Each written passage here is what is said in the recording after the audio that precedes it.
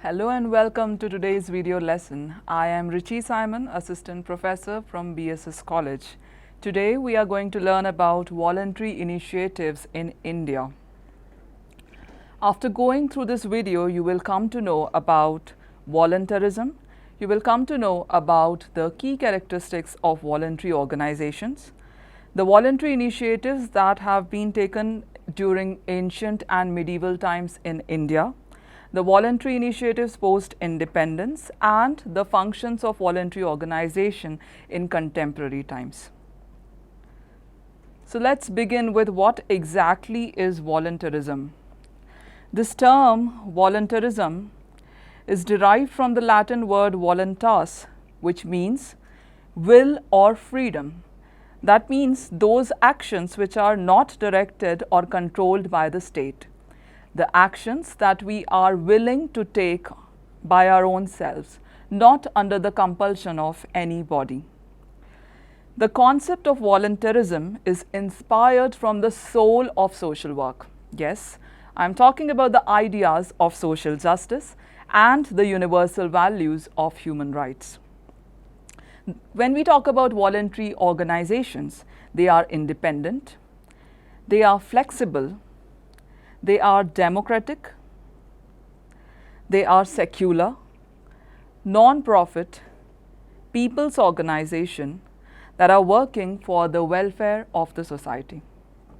So before moving forward with the key characteristics of voluntary organizations, let's try to look at what were the orientation and agencies connected with the voluntary initiatives throughout the time span.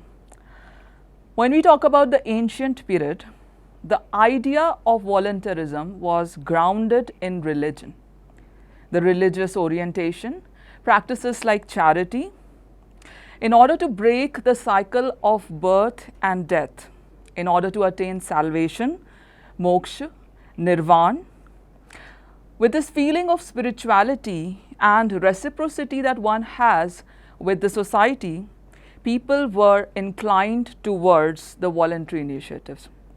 If we take a look at the agencies connected with it, we find it was practiced through family, the kinship system, informal support institutions, and also through rishis and kings. Let me tell you that when I am talking about the ancient period, I am actually referring to the Vedic times, and that is where with the Varna system, we are finding the role of rishis and kings to be present. Moving forward to the next era, that is the medieval period. When we talk about the medieval period, we find that it's not about just the Vedic ideology, but then several other ideologies are also emerged in India. We find plurality of religions, revival of the religious practices, trying to elevate the social evils.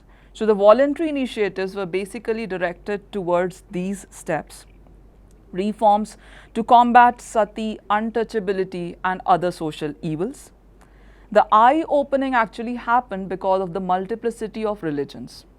During this time, again, the agencies that were connected with voluntary initiatives were family, the kinship system, informal support institutions, and then we have the reformers, the rulers, and so on. Moving forward to the last period, that is the modern period, we find that the basis, the orientation of the voluntary initiatives was the promotion of philanthropy, mass consciousness, emergence of the Gandhian ideology, nationalism, and the values which are there in the constitution like equality, liberty, fraternity, and of course there were reforms in the form of voluntary initiatives. We find the agencies connected here again to be family, the informal support institutions, the reformers, the missionaries, voluntary organizations, NGOs, and many other bodies. Even in the modern period, when we talk about voluntary initiatives, we do find the initiatives of CSR also to be functional in this area. So let's move forward with the key characteristics of voluntary organizations. The first thing, the method of formation here is voluntary. Like the term suggests, voluntary organizations, the composition, the method of formation is voluntary.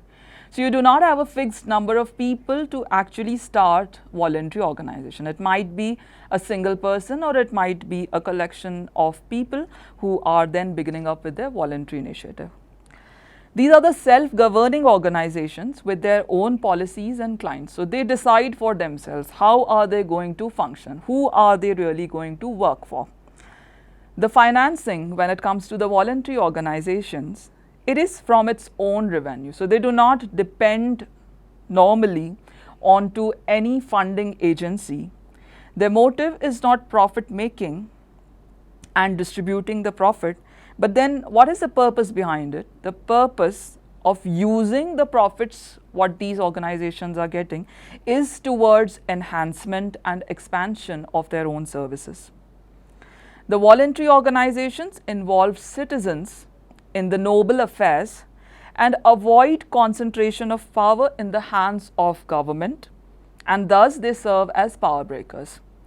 That means it is not just the government only taking up the initiatives or deciding for the people, but then the voluntary organizations can question and challenge the decisions of the government because they are voluntary in nature.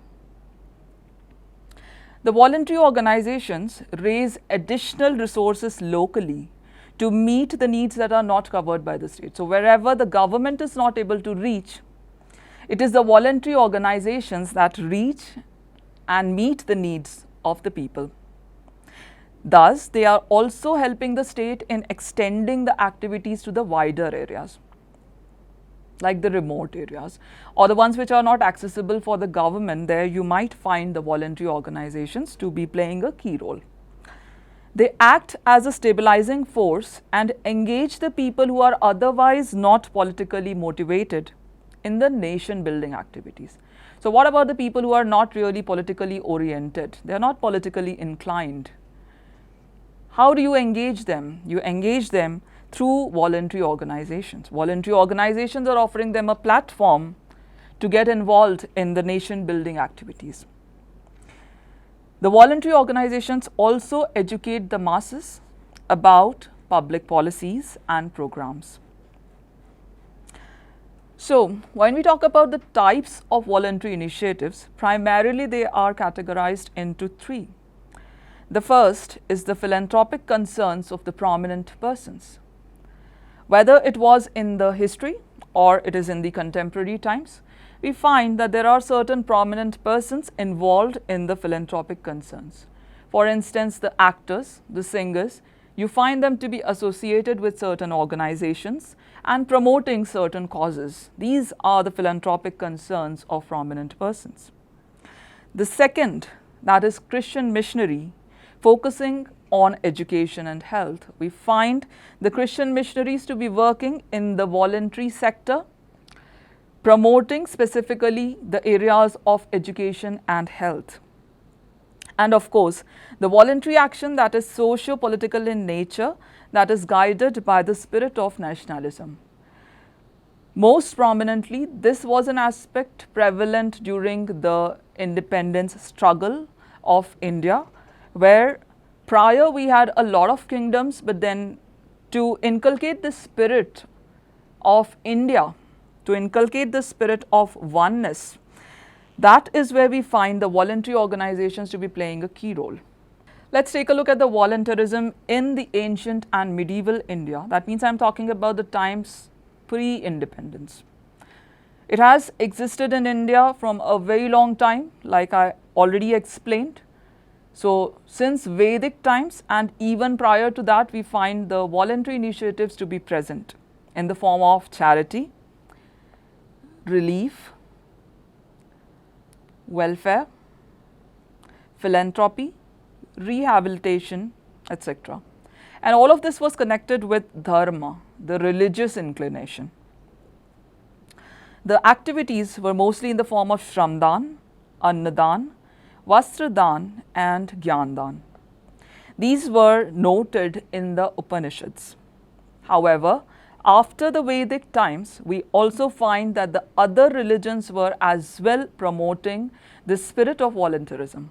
For instance, in Islam, we find this practice of zakat to be present, the almsgiving that we have in Christianity, the 10% of one's earning to be given for the welfare of the community, similar concept as daswant to be present in Sikhism.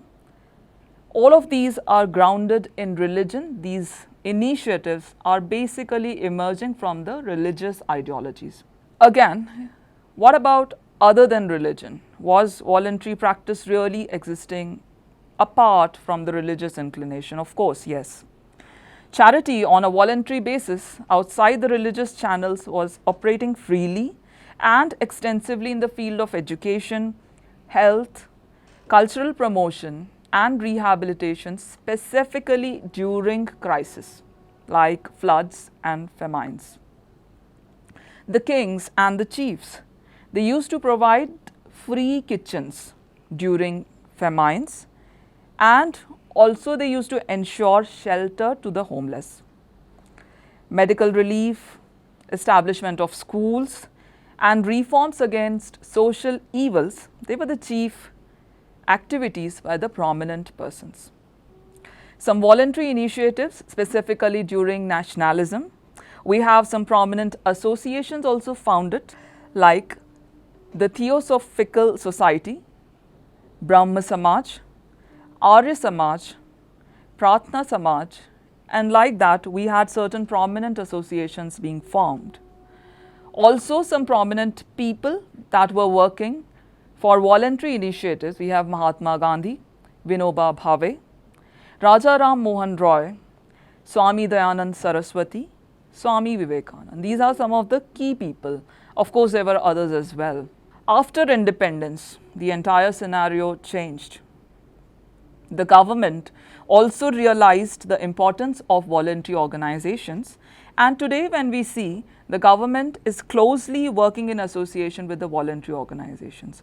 Specifically in the Constitution, we find that the voluntary organizations are given due importance, and across the 5-year plans, we find the emphasis is specifically on the 1st, 3rd, 6th and all the later plans. So, if I try to talk about the changing perspectives, we find that before 1900s, where the idea was grounded into humanitarian aspects, today if we talk about the voluntary initiatives, it's about social responsibility, it's about social entrepreneurs, it's about advocacy, activism, the participatory development. It's about certain policies getting introduced specifically for the voluntary sectors and even the functioning of Niti Aayog. So here on the slide, you can take a look at the changing perspectives across different time spans. Specifically, if we are talking about the functions of voluntary organizations, what are they? So today, what are they? Supplementing the work of government agencies, pioneering for new actions, new initiatives, because of course they are not controlled by the government. Education, demonstrations, guarding the work of government agencies and advancing health legislations. These are some of the functions of voluntary organizations today. So that's it from my side. I hope you have learnt about voluntary organizations, voluntary initiatives and voluntarism in the context of India. Thank you.